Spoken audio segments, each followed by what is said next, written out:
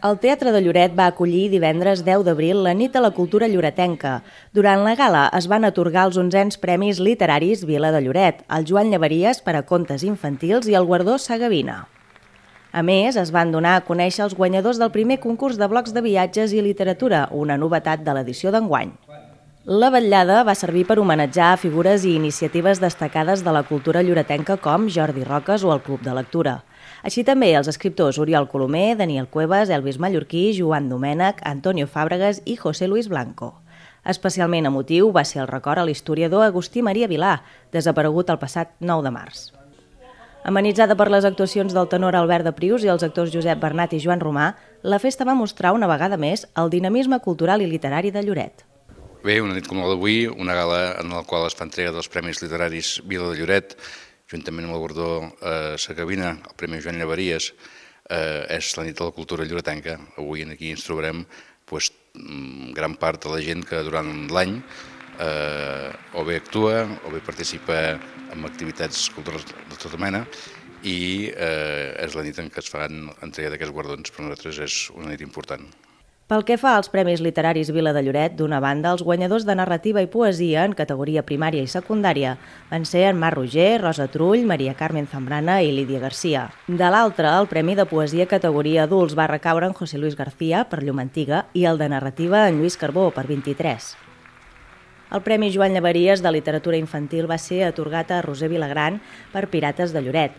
Toni Ibáñez, Celia López, Enric Vilagrosa i David Cortés van ser els guanyadors del primer concurs de blocs i posts. El guardó Sagavina, la gran incògnita de la nit, es va desvetllar al final de la festa. Enguany, per la seva tasca docent al llarg de 50 anys, va ser reconeguda a l'Escola Esteve Carles.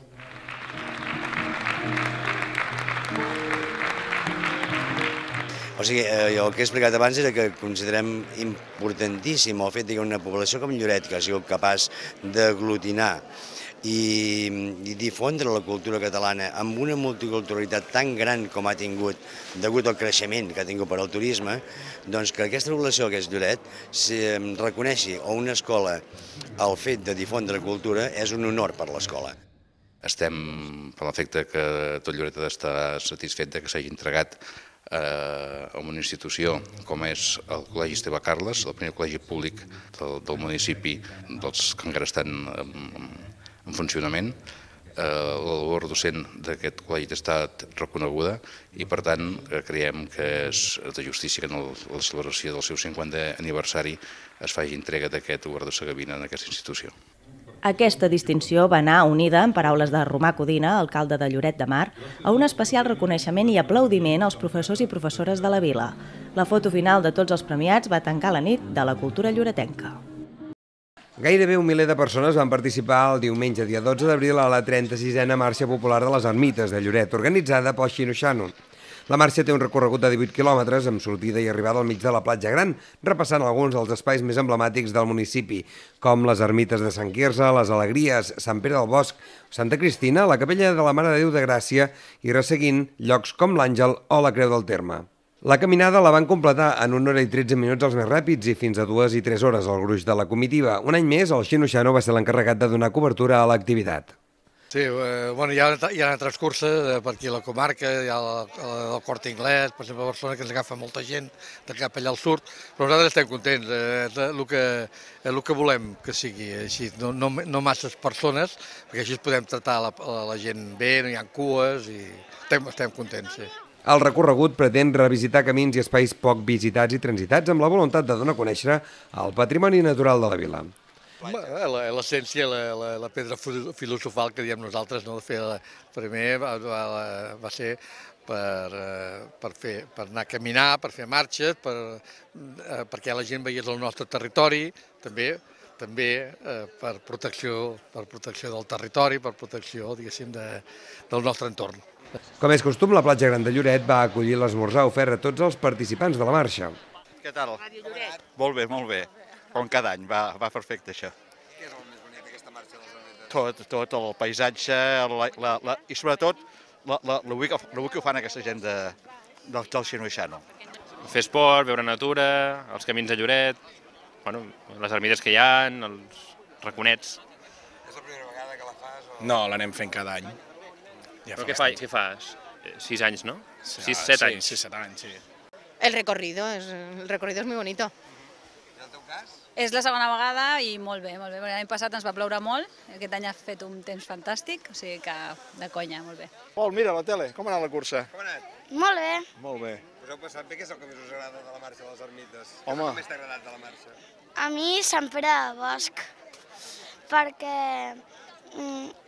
sempre allà viu el meu amic i sempre vaig a jugar, tenen piscina i m'agrada molt. Veus tot el tema més desconegut de Lloret, que és tot el tema de la muntanya, de les ermites i això, realment un Lloret que no coneix el turisme de masses normalment, que és encantador de veure també.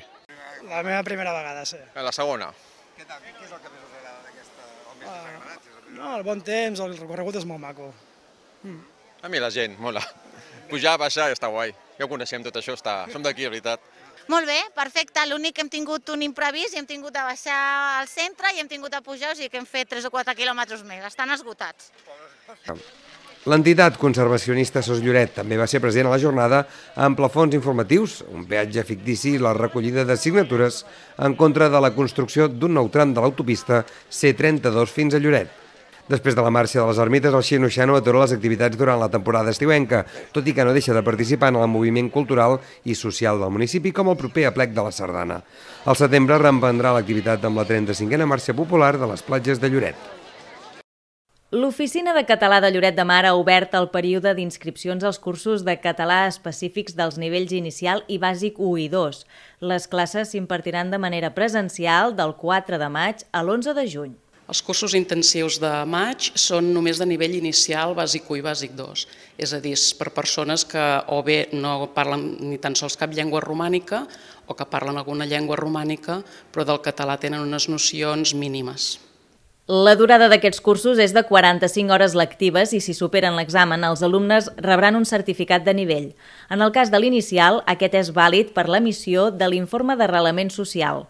Pel que fa al preu, el curs de grau inicial és gratuït i el del bàsic costa una mica més de 13 euros.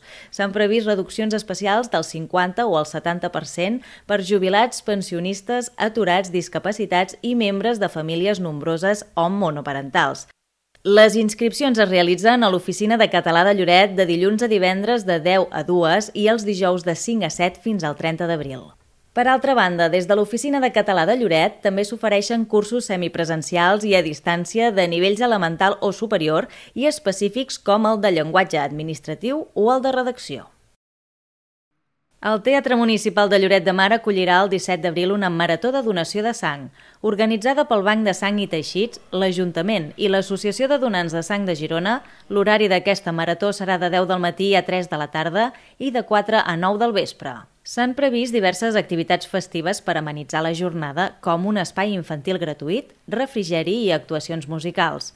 L'objectiu, aconseguir el màxim de donacions possibles, esclar. Per fer-ho cal tenir més de 18 anys i pesar almenys 50 quilos. Sí, aquest divendres és importantíssim que tots els lloretencs i lloretenques que puguin i que vulguin, que vinguin al teatre. Darrerament, no sabem ben bé per què, però les donacions han baixat una mica. Els del Banc de Sang ens diuen que pot ser la crisi i realment ho crec, perquè des de Benestar i Família el que veiem dia a dia és que les prioritats han canviat moltíssim. Famílies que abans podien venir a donar, avui la seva prioritat és una altra. El fet és que les donacions han baixat una mica, la sang és importantíssima, els bancs estan sota mínims i per això fem una crida que tothom que vingui, hem donat un cop de puny a la taula, farem una marató i volem recuperar totes aquestes donacions que hem perdut. La marató d'enguany, a més, és una mica especial perquè a banda de sang es busquen donants de medul·la òssia. Casos com els de la Iaiza mostren la necessitat d'informació i difusió d'aquest tipus de donació. La seva medul·la no funciona bé degut a una malaltia que els metges no saben identificar. Però també dir que no és només, o sigui, posem la cara de Iaiza perquè som de Lloret i és la cara visible de Lloret perquè ho necessita una nena de Lloret, però no és només per ella, potser pot ser compatible amb qualsevol persona. És que realment és això. Jo entenc que la gent és la Iaiza, som de Lloret, doncs, però hi ha molta gent que es diu Pepe, Antonio, Juan, Federica, hi ha molts nens grans i de totes les edats. Això no té ni edat, ni té població, ni té... Et toca i et toca. Durant la marató i amb el suport de la Fundació Josep Carreras s'instal·larà un punt d'informació per donar a conèixer què és i com funciona la donació de medul·la òssia. La poden realitzar totes les persones d'entre 18 i 55 anys i la compatibilitat es comprova amb una simple anàlisi de sang. Sí, per primera vegada, a més de donar sang, tots els donants, el que ens trobarem serà una taula informativa per possibles donants de medul·la òssia, ja que aquí a Lloret tenim una nena de 7 anys que malauradament té una malaltia estranya, ja en sentireu a parlar, i l'única possibilitat que els metges donen és un trasplantament de mèdula, els pares ens han fet una crida i per primera vegada, com us deia, tindrem una taula informativa, la gent podrà informar-se i no només això, sinó que a més podran fer-se l'analítica. El que faran és treure un potet més de sang, s'enviarà a la Fundació Josep Carreras i a partir d'aquí entraran a ser donants de mèdula. De cara al 26 d'abril està previst organitzar també diferents actes a benefici de la Fundació Josep Carreras. Marató de donació de sang de Lloret de Mar, 17 d'abril al Teatre Municipal, de 10 del matí a 3 de la tarda i de 4 a 9 del vespre. L'ampliació de l'autopista del Maresme fins a Lloret de Mar es troba fins al dia 10 de maig en període d'exposició pública i recepció d'al·legacions per part de les entitats i els particulars de Tordera, Blanes i Lloret. La Generalitat s'ha compromès a estudiar totes les al·legacions que es presentin i contestar-les abans del 15 de juny. Aquest és un projecte controvertit que ha aixecat molta polseguera al territori. Sectors econòmics, socials i ecologistes han pres posicions oposades i s'hi manifesten obertament a favor i en contra. Avantatges, bàsicament, n'hi ha tres. Bàsicament, que és l'agilitat del procés, bàsicament que arribarem molt més ràpid. Ahir parlaven encara de 5 minuts contra 15 o 20 o 25 a l'estiu. Bàsicament, l'altre és el de seguretat. Sabeu que aquest trànsit provoca accidents. Qui no ha tingut algun familiar, algun amic que ha tingut algun accident aquí, o la carretera de Vidreres a Lloret. I l'altre tema és la reducció de l'impacte. Hi ha hagut una reducció de l'impacte, s'ha passat de 2+2 a 2+1.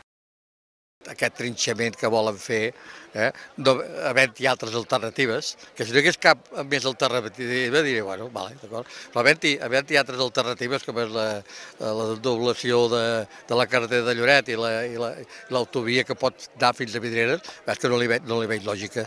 El nou traçat del tram Blanes-Lloret de la C32 està format en la major part del recorregut per 3 carrils, 2 de pujada i un de baixada, amb els sentits de circulació separats per una mitjana i lliures de peatge. Són més de 6,5 quilòmetres amb una inversió prevista de 71 milions d'euros. La nova infraestructura milloraria l'accessibilitat i la fluïdesa del trànsit a la Costa Brava Sud a través de nous nusos de connexió i sortides cap a Santa Clotilde i la carretera de Lloret a Vidreres. Els ecologistes denuncien que el projecte representa l'afectació a més de 60.000 arbres de la zona boscosa, així com l'impacte visual en espais tan emblemàtics com el Vilar, Tres Turons, Sant Pere del Bosc o l'Àngel, i demanen una moratòria per estudiar d'altres possibilitats. Pel que fa al sector turístic de la vila, reclamen la urgència de la construcció d'aquest nou traçat. Complementar moltes vegades el client que ja tenim moltes vegades de turoperació, per complementar-lo amb molt de client de proximitat, que aquest client sí que depèn molt del medi de transport propi del vehicle i que com més fàcil és arribar i sortir d'un municipi, més fàcil és que no faci mandra venir. Perquè té un elevat impacte ambiental sobre la zona de Sant Pere del Bosc, l'Àngel, les Alegries i el Vilar de Blanes, perquè també té un alt impacte econòmic, uns 70 milions d'euros, i creiem que no és la millor solució per Lloret, sinó que la millor solució passa per al desdoblament de l'actual carretera entre Blanes i Lloret i la construcció d'una ronda nord que pugui actuar de ronda de circunvalació a Lloret i una possible millora de la C63 fins a Vidreres.